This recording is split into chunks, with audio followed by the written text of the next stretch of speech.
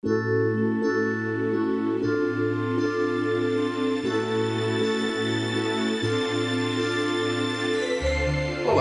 meu nome é Francisco Viana, sou médico formado pela Unicamp e atualmente me dedico à geriatria e geriatria preventiva.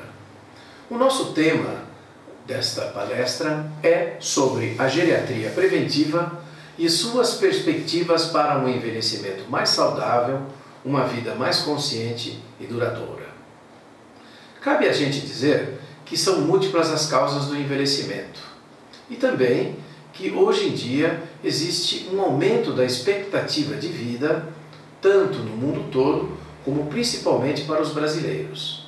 Essa expectativa de vida aumentada gera uma série de comprometimentos com a saúde, com a prevenção, com a segurança do idoso e com as doenças adquiridas durante o processo do envelhecimento, que são as lesões vasculares e as tão temíveis demências, como Alzheimer, demência vascular e outras inúmeras demências que eu observo todos os dias nas clínicas geriátricas onde eu trabalho.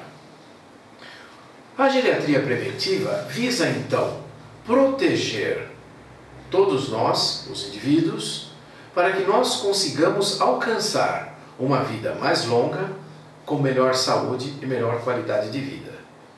Sabemos, então, que as múltiplas causas que influem no envelhecimento estão presentes. As causas externas, que seriam as causas do meio ambiente, todas as nossas intoxicações, os usos de conservantes, corantes alimentares que prejudicam o nosso metabolismo e intoxicam o nosso organismo, os metais pesados, fruto de um desenvolvimento da sociedade de forma equivocada, onde o tóxico tem mais valor do que o nutricional orgânico, o que nós aconselhamos.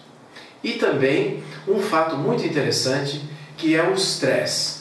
Tanto o estresse emocional como o estresse eletromagnético, porque hoje vivemos numa sociedade extremamente informacional e as ondas eletromagnéticas podem e interferem na nossa saúde.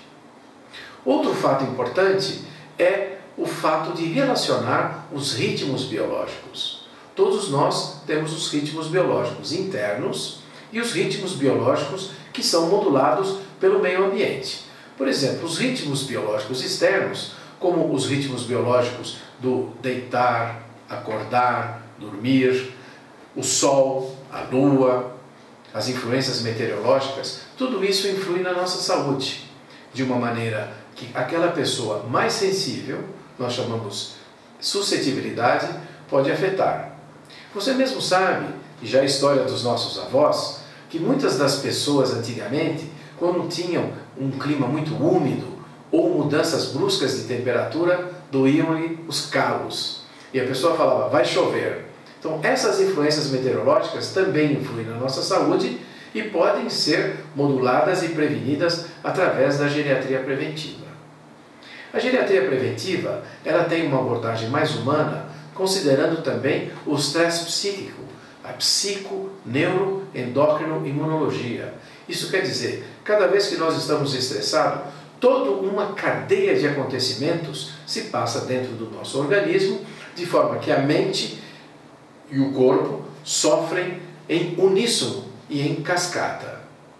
Um dos exemplos é aquela mudança das cores de cabelo, a pessoa fica com o cabelo esbranquiçido após um grande trauma, ou o aparecimento de enfermidades crônicas após um longo período de estresse.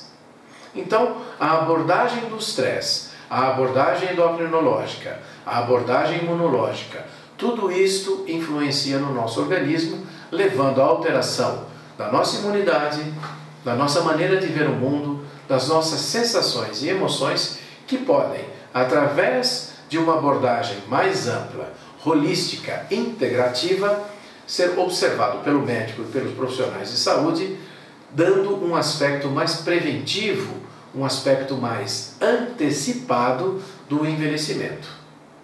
Outro fato interessante que nós podemos abordar é que o envelhecimento aparece de forma diferenciada em diferentes pessoas. Nós chamamos isso de constituição. Cada um de nós apresenta uma constituição diferente.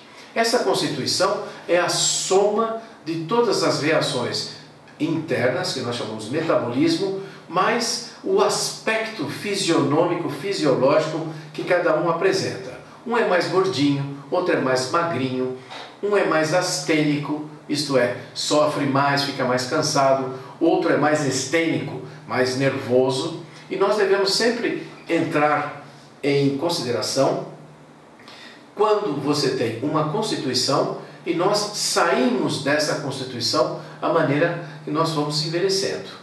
Nós temos, por um lado, o genotipo, que é a nossa carga genética, aquilo que nós adquirimos dos nossos antepassados, que está dentro dos nossos cromossomos, e o fenotipo, que é a função do meio ambiente em relação ao meio interno, que vai modificando essas reações do genotipo.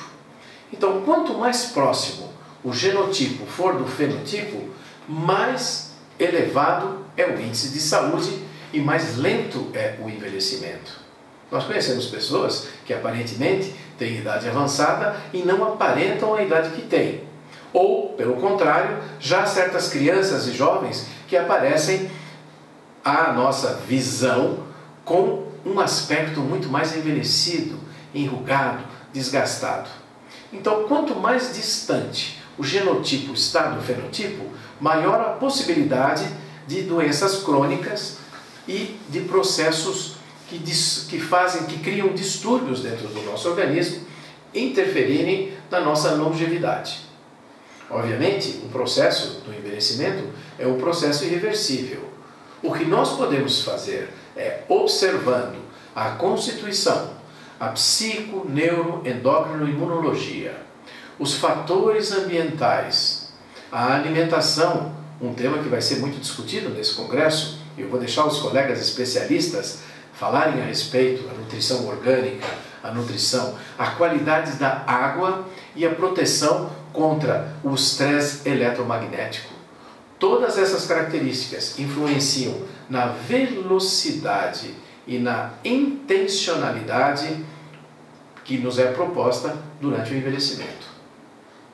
A geriatria preventiva vem, então, trazer uma nova visão de que você, desde quando nasce, começa a envelhecer. E esse envelhecimento se propaga até o final da sua vida. Então, se diz assim, e agora eu estou velho, eu vou no geriatra. Não, você deve se preocupar desde a idade jovem com o envelhecimento. O envelhecimento também tem aspectos interessantes, que é a parte cognitiva, a parte da mente, a sua atenção, a sua memória, a sua concentração, a maneira como você se expressa, o diálogo exterior e interior. Nós chamamos isso de apreensão neurosensorial.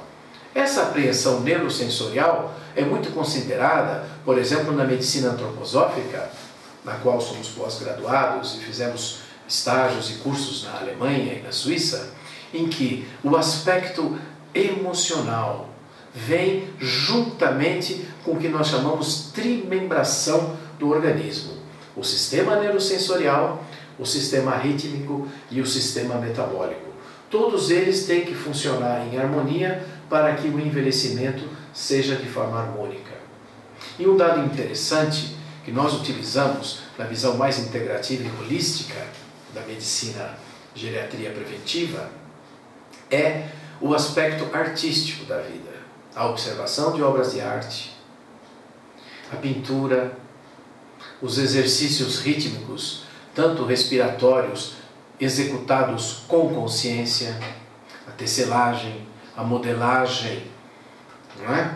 Todos esses aspectos contribuem, através da terapia artística, para o envelhecimento mais saudável.